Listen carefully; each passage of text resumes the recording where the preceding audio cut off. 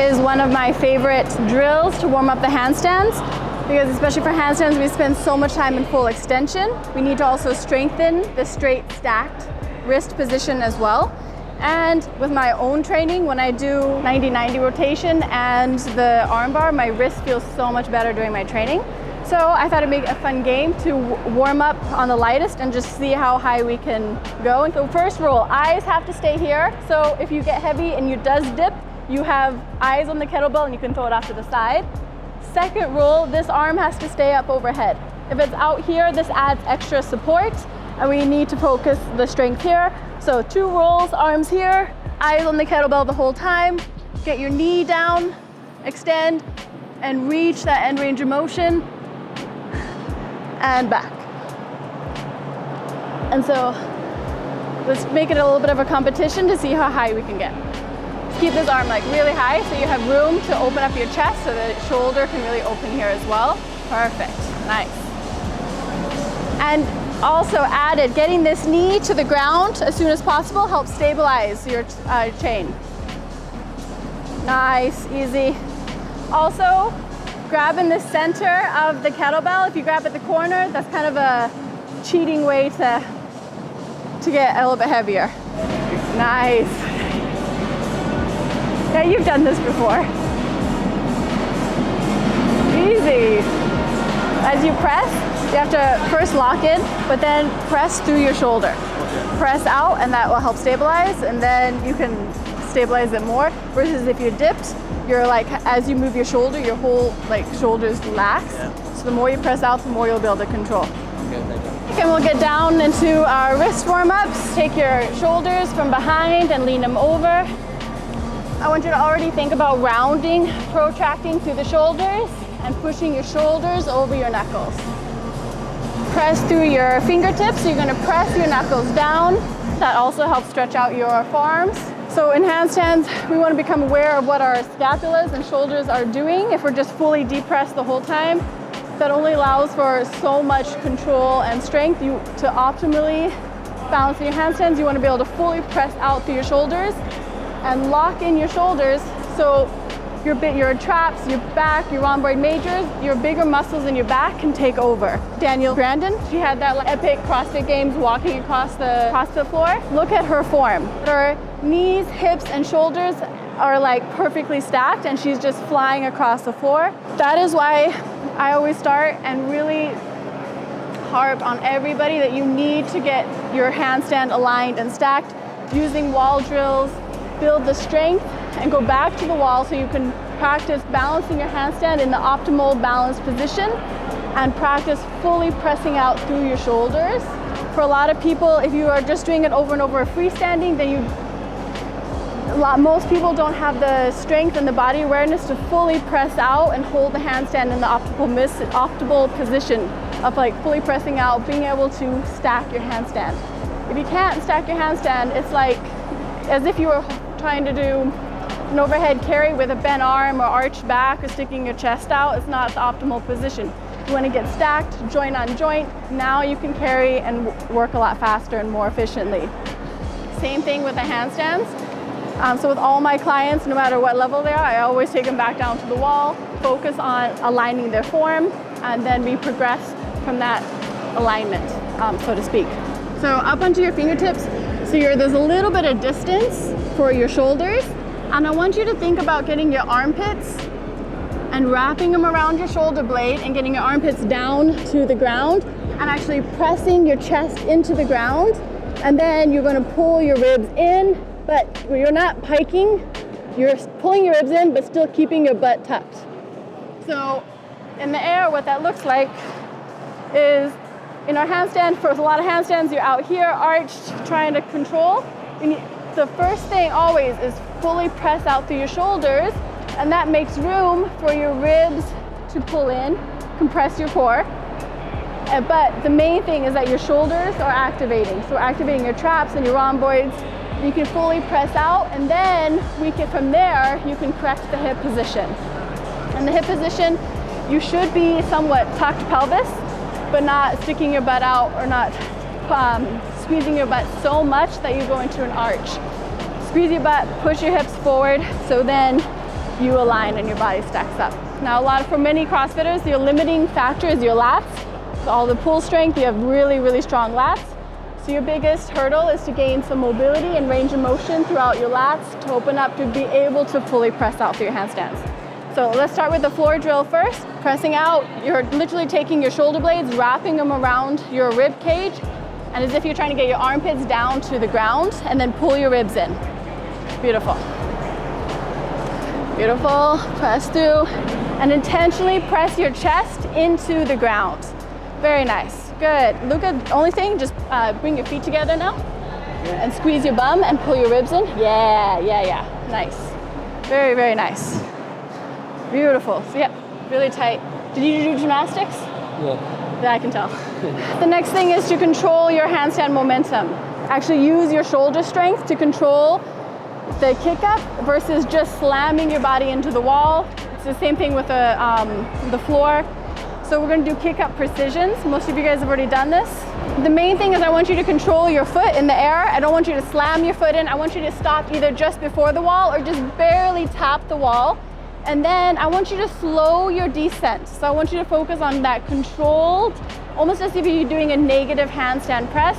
I want you to lean into your shoulders and press up to the shoulders, pull the ribs in, and slowly bring your foot down instead of just coming down like a cut down tree. Hands just a little bit far enough away from the wall that you can lean in, but your head is just off the wall. Lean in, so I'm already pressing through my shoulders, have my shoulders locked in, pulling my ribs in, press through, pull in, pull the ribs in, press through the shoulders, press through, press through, press through, press through. And try to control the descent as much as possible. Lean in, press through. Good. Also spread your fingertips so you can really grip. Yeah, grip the ground, look at your hands. Good. Okay. So just think about taking your shoulders slightly over your knuckles a little bit more and you'll have more control to press through and control that descent.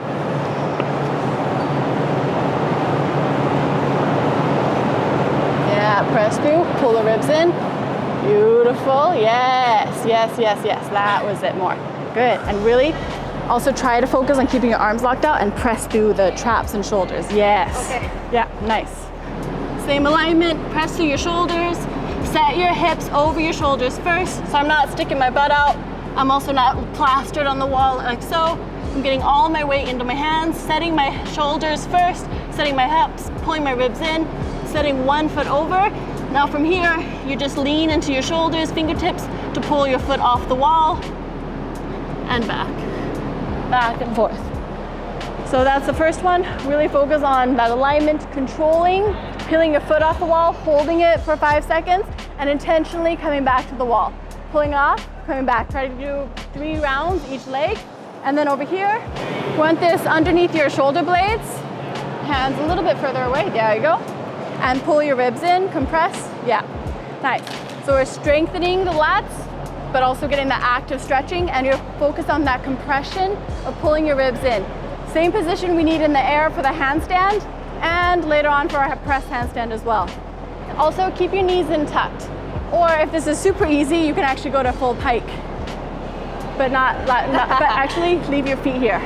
So here, yep, and then bring your bum down, and then back up, yeah. So you can play around with those 2 variations. That's some progress. It looks really good.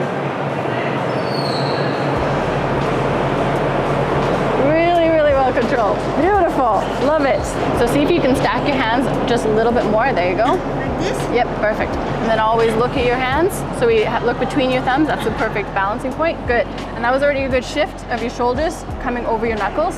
And then, good. One leg, stack this leg. Pull the ribs in. Like Lock this? out, perfect. And you're already pressing through your shoulders. So now you just shift into your shoulders ever so slightly. Keep your eyes between your thumbs for that balance point. Good. Lean. One more time, and then rest. Lean in, pull, press through your fingertips. Good. Nice. Good. It's exhausting. So, I mean, first of all, you're exhausted, but yeah. When you do it, think about setting your shoulders and your feet already like pointed and straight. And so you less have to kick your foot off the wall, because if you kick your foot, now you're having to like catch yourself and control that. So you want to be lined up so perfect that you just have to do a very slight lean into your fingertips to feel that balance point, and then control back. That will help it be a little bit easier and get more efficient in them. This is really, really, really, really good alignment. Your back is super straight, stacked, shoulders are coming directly over your knuckles. Very, very nice. Yeah. Nice. For how strong you guys are, you are all really mobile to be able to get fully open. Very nice. Also slow, when you guys are trying to balance in your handstand, think slow is smooth and smooth is fast. With the faster and jerkier you are in your handstand, the far more energy it takes to control and stop yourself. Always want to be smooth and like think graceful, but it's just being slow and controlled into those movements. Very good. Okay, good. So look, first thing, look at your hands. Okay. Good. Next, second thing, fully press through your shoulders, but then take your shoulders and lean them slightly forward actually. So actually trying to wrap your shoulder blades the other way and pull your chest away from the wall.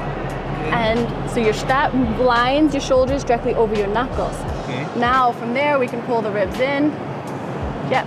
And then always try to keep the balance point right here between your thumbs. That's your like center line. Your eyes, wherever your eyes go, this is where your body goes. There it is. Good. If your arms are out wide and they slightly bend, now you're using biceps, triceps, pecs to control and balance your handstands. If you're handstand walking, those fatigue so much faster than your overhead, bigger back muscles and being able to like walk so much faster. If you're here, your back has to arch drastically, your legs have to fling, you have to do this huge broken shape between your back to actually get that forward momentum and control your handstand. Versus if you're here, like Danielle did it, look at her hip position and her shoulder position and how aligned it is, and even over the obstacles, how fast she went over them without lapsing. How's everybody's straight holds freestanding? 30-ish seconds? 15, 30? On the floor freestanding, yeah. Depends the day. Yeah, I feel like it's true. The floor is harder than on parallel, right? It's different. Depends on your wrist mobility, what you've been training, not been training. Yeah. You were pretty consistent to 30 seconds. It was like around 30 seconds. Yeah. Like a really solid goal would be a minute on your minute handstand hold. That's to get that consistent will open up so many other things handstand related. Don't over spot your partner. Just think fingertips. All of you are really good already, so be as little support as necessary. Press through. So I'm just coming in, helping her balance. She's already got it here, so I'm just going to give her a little bit of support so she can fully line up. And you can give her a little cue of like, let's try to pull the ribs in, push your hips ever so slightly forward. Good, and come down. Good. Yeah, so just fingertips, really trying to balance. Again, that was an example of, she has her hips tucked in retroversion, but they're sticking out a little bit. It's really normal to go from the banana handstand to more of this pike position where you are in retroversion. From there, it's just a matter of like pushing your hips forward a little bit, but that gets really into like the technical aspects. You don't need to have a perfect handstand as long as you're not doing this like crazy banana handstand. A little bit of that pike won't affect you too much, but just if you want to get technical about it. Okay, so let's just do like 2 rounds with partner and then try alone. Press the fingers, very nice, good, very good. Press through. See if it helps to relax your head ever so slightly. Keep an eye on the ground still. So, and then think about press through here. Nice. Good activation of just locking out and letting your back do the work. Press through. Yeah. Toes. Pull the ribs in ever so slightly more. Yeah. Very nice. Good. The tendency that can happen is when you think about fully pressing out through your shoulders, is it pushes you into an open, so that goes into an arch, which is harder to control and balance. Yeah, a little bit. So then you want to still think about you want to still press out, but your shoulder blades are wrapping around your rib cage, and it's almost as if your shoulders just drift slightly over your knuckles. And now we're in a position where we can control our handstand more so. Yeah, I felt that you kind of fall into this right yeah. direction. Yeah, yeah. Do one more and then we'll move on. Yes, better. Very nice. Press through. Really good activation there. Good. So you're still a little base heavy, so think about lean. There it is. Nice. Beautiful. Yeah. Nice. Bring it in and stay here, right? Not overextending. Yeah, exactly. Not overextending, still keeping it almost in front of you. Another nice cue when you're really trying to gain control in the handstand kick-up is to not start, if we start from here, standing, we have to align our hands, our shoulders, everything so fast, and that's a lot of momentum to stop in the air. So if you're really trying to fine-tune this, then I would suggest even bringing your hands down to the ground before you kick up.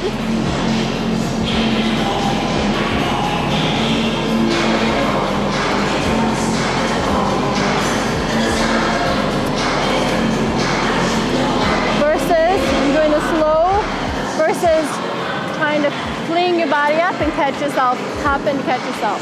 Find that control. And then you can get faster and faster about bringing it up. But it's similar to the handstand press strength of pressing your body into even the kick up versus flinging your body up.